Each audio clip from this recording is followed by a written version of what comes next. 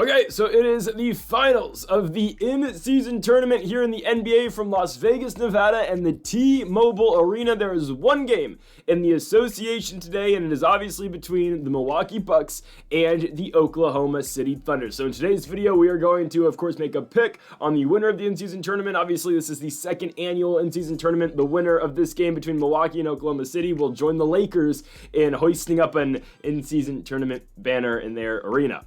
It's great. I was at the banner raising for the Lakers last year. I will not be in Milwaukee or Oklahoma City for their banner raising this year. But folks, make sure to join us as well for our college basketball best bets. Oh, not that. That's FanDuel. I was not meaning to do that. Make sure to join us for our college basketball best bets here on the channel as well. That will come, that video is already on the channel. It was posted an hour ago, so make sure you check out that video if you have not yet. Now let's get into our pick, obviously, and we will be taking the Oklahoma City Thunder. I don't think it's too controversial of a pick. We've been hyping up the Thunder all season long. I've been telling you day in and day out that the Oklahoma City Thunder are the best team in the NBA, and I still think that. That has not changed. Guys, if I had to make a pick right now for who's going to win the NBA championship, I am picking the Oklahoma City Thunder. They are the best team right now in the NBA, and I truly believe it. And they have the best player, I truly believe, in the association as well, and that is Shai Gilgeous-Alexander. Every day I come on here and tell you that Shai is going to win the MVP. He's the best player in the sport, and it just makes sense. Again, what the Thunder have been able to accomplish this season with the injuries to Chet Holmgren, the injury at the beginning of the season to Isaiah Hartenstein. Hell, Hartenstein and Holmgren have played the same amount of games so far this season. They both have played 10. Obviously, neither of them have shared the court with each other yet. But Shai's been the most consistent and the best player in all of basketball this season. I think so. I mean, he's averaging 30 points a game, and again, he's got this Thunder team at 20-5. Jalen Williams has been great for this team too. Of course, they forced Jalen Williams to play center early in the season. That little gap between, when Hartenstein was coming back from injury and when Chet first went out. I mean, Jalen Williams had to play some center because they literally did not have a single big on their team. But Jalen Williams has been great as a number 2 for the Thunder this season. This is a guy who should be an all-star this year, averaging 22-5 this season. And for the Milwaukee Bucks, a good team and a team that, again, has figured it out as the season has gone on. Obviously, they went through their struggles at the beginning of the season. But now they're 14-11. They're doing their thing. Obviously, they won their game against the Atlanta Hawks and against the against the Orlando Magic to get to the spot in the in-season tournament. And something to note, also, this game does not matter in terms of records. This Bucks-Thunder game, similar to, again, the Pacers-Lakers game last year in the in-season tournament finale, this game does not matter for a record. It just matters, of course, for the $500,000 and the banner and I guess the bragging rights. I don't know. Do they get rings? I don't know. That these teams are going to, of course, win if they can win this one game.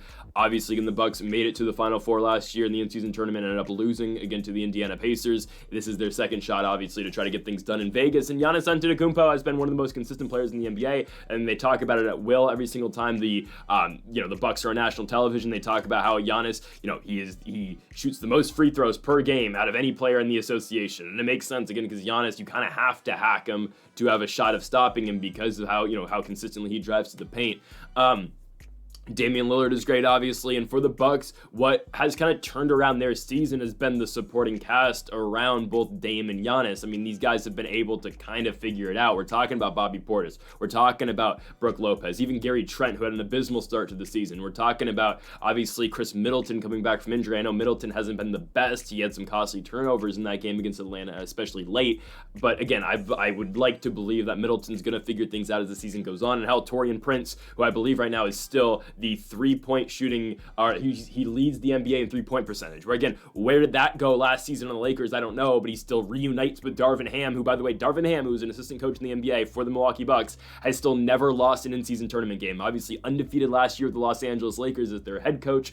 Now, I guess, undefeated as the assistant coach of the Milwaukee Bucks. But ultimately, we do like the Oklahoma City Thunder. This just feels like the best team in the NBA right now. I think they are. I think Shai's going to have a night, and we are going to, in a second, look over some player props because, we have some time today, obviously, with only one game being talked about. Again, I don't personally bet player props, but I can give you advice for someone who, watches the games, but doesn't really, say, oh my goodness, I need Shai to hit the, 26.5 every single night, right? Even though he consistently probably does, or usually does hit that. But, I don't really look into that. I will just look at the odds right now and say, all right, I like this, I like that. Again, I will not be betting on player props personally, but what I do like is the Thunder -4.5. I think this is a close game in the first half, but OKC will pull away in the second half, similarly to what they did in their first IST game against the Dallas Mavericks. And I guess the same thing can be said in their win over the Houston Rockets. Both close games early, but both those games, again, Shea and the Thunder were able to pull away from. The Dallas game, the Thunder win that one by 14 at home, and then of course in Vegas against the Rockets, they win that game by 15 points. They pull away at the very end. SGA with 39 in the win over the Mavericks and 32 in the victory over the Houston Rockets. So yes, we do like the Oklahoma City Thunder to come through. They have the best player in the NBA. They've got the most consistent player currently in the NBA, and I do think OKC comes out of this one with a victory.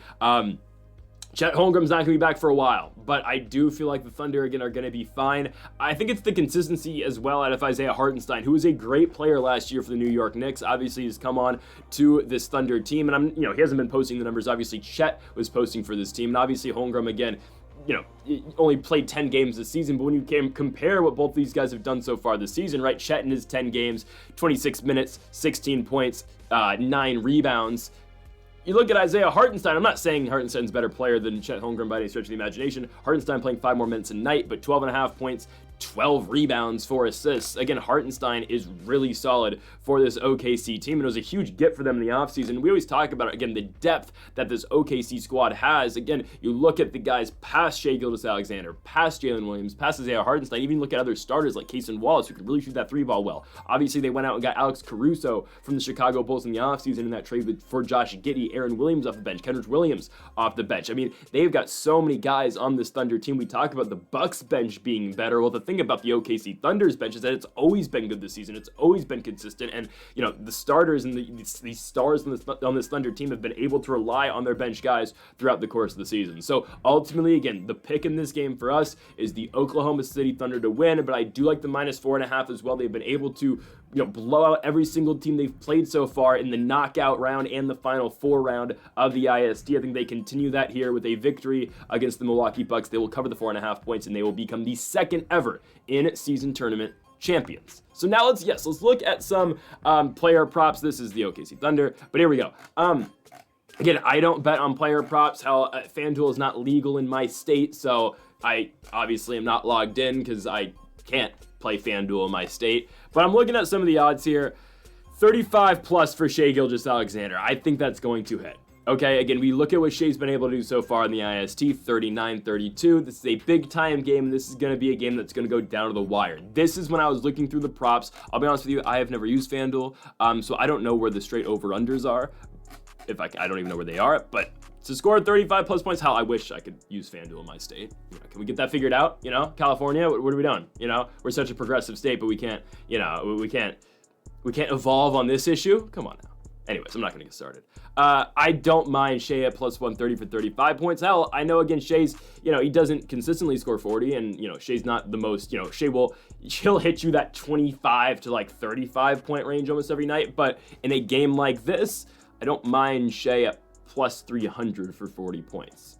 Just saying. Giannis, I don't mind this either. Giannis to score 30 at minus 125. That feels kind of free, I'm not going to lie. I mean, again, Giannis has consistently been the best guy for this Bucks team. He constantly gets the line. I remember last year in the IST when they made it to the Final Four, again, Giannis was able to get to the line time in and time out against that Indiana Pacers squad. I would imagine he's going to do the same thing again against this OKC team. He's able to do that against Atlanta as well. So those are the props that stick out to me. Again, Shai at either, maybe you could ladder this, I guess. I don't know. I assume the over-under is like 31.5, 32.5. You take that, then you take 35, and then you take 40 as well at plus 300. Same thing with Giannis. I just like the 30 points. I believe his over-under is probably 29.5. So there you go. I like the over on Giannis.